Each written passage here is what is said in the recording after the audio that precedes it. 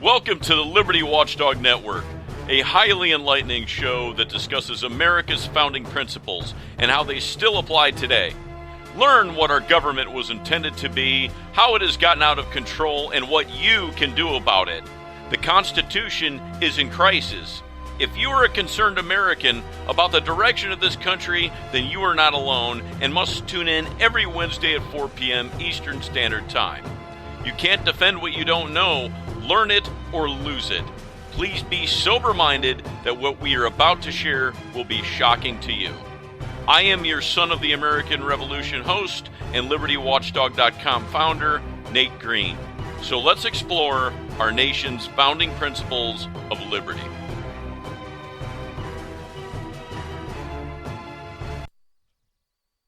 Good afternoon, ladies and gentlemen. Today is Wednesday, February 14th, 2018, Valentine's Day.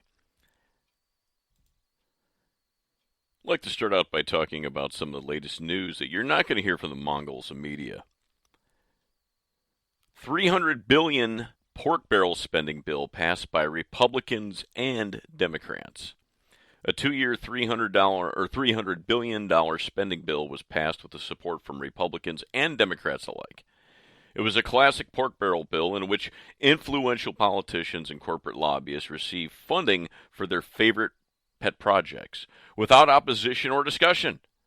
The bill was 652 pages long and passed 18 hours after submission. Obviously, no one read the entire bill, only those portions that generated funding for their own purposes. And the question that we must ask, ladies and gentlemen, is how much longer can America survive this legalized plunder?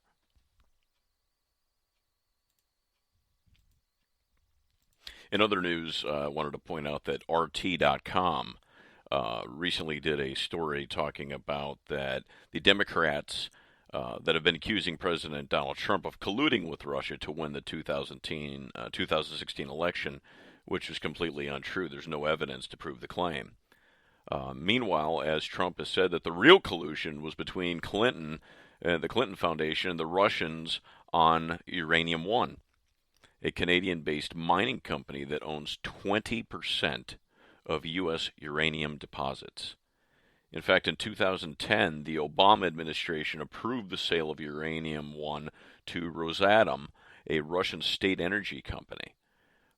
This was the era of the infamous reset in the U.S.-Russian relations when Hillary Clinton was the U.S. Secretary of State.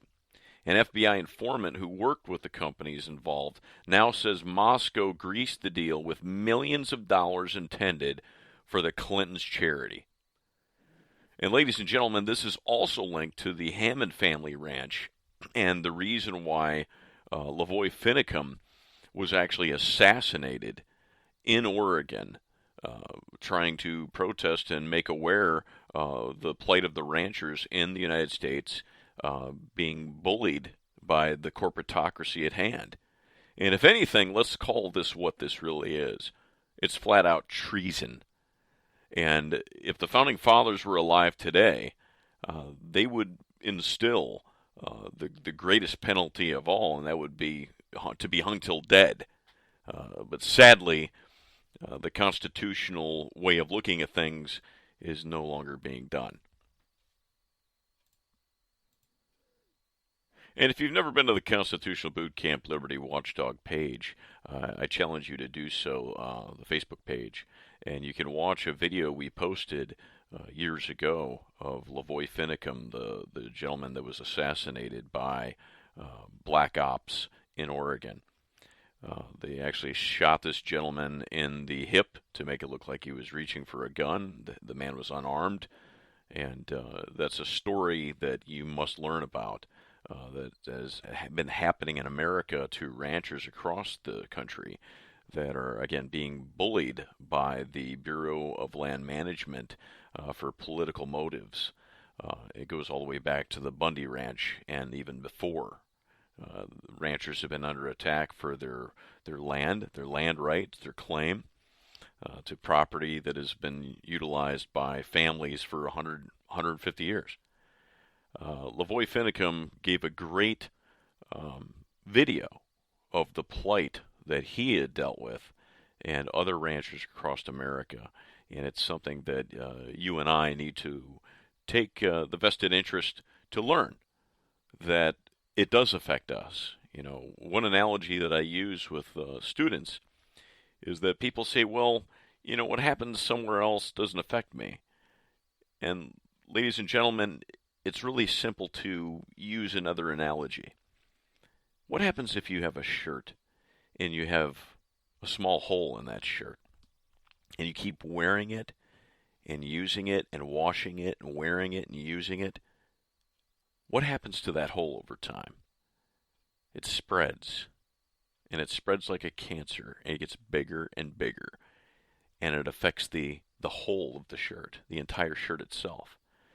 So just because something isn't happening in your, per se, backyard, please be aware that one day you're going to feel the tattered pieces of fiber that have been worn on over time until there's nothing left but a thread. And sadly, ladies and gentlemen, that is the state of affairs that we are in now in this constitutional republic.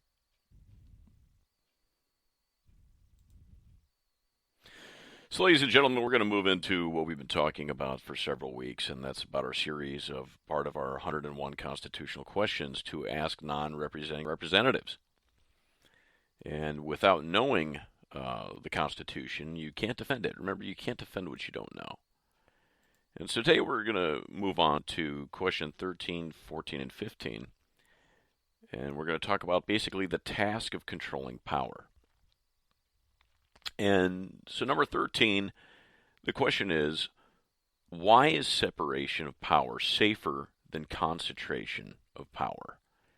And the answer is really quite simple. Government is force, which George Washington compared to fire and said government is a dangerous servant and a fearful master. Power should therefore only be dispersed among the people where they can keep it under control. And that is the purpose of a republic.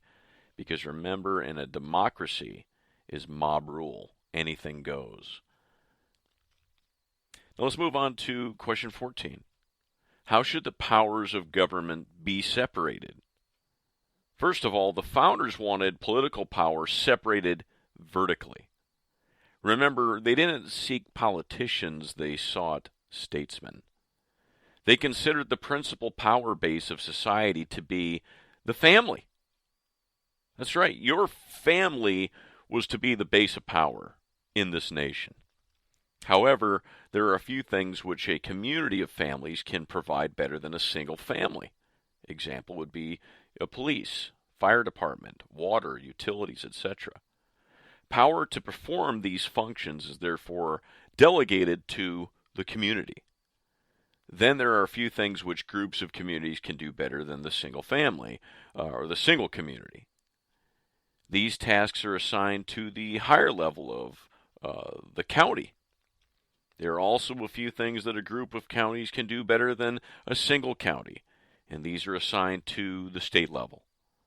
See, the founders also discovered that there were certain matters dealing with foreign affairs, problems of war and peace, imports, etc., which need to be handled in behalf of all the states, and these responsibilities are therefore assigned to the federal government. It should be noted that the founders' pyramid of power provided that the greatest number of responsibilities should rest with the family. Only a few responsibilities were assigned to the levels of government above the family, and the federal government was to have the least power of all. Did you hear what I just said? The federal government was to have the least power of all. Now, where did the founders get this idea and this separation? Well, they got it from the Geneva Bible. And they got it from the tabernacle in the wilderness. And that's something we'll discuss at a later date. But basically, it's easy to say that about 95% of our constitutional rule of law and the Declaration of Independence is taken right out of the Bible. Now let's move into question 15. What remedies did the founders provide if government officials violated the channel of power assigned to them? Administrative pressures from other departments are provided, and if his offenses are serious, he can be impeached for treason, bribery, high crimes, or misdemeanors. So there you have it, folks. We just went through questions 13 through 15, and these are just a tip of the iceberg of what you need to learn as a citizenry.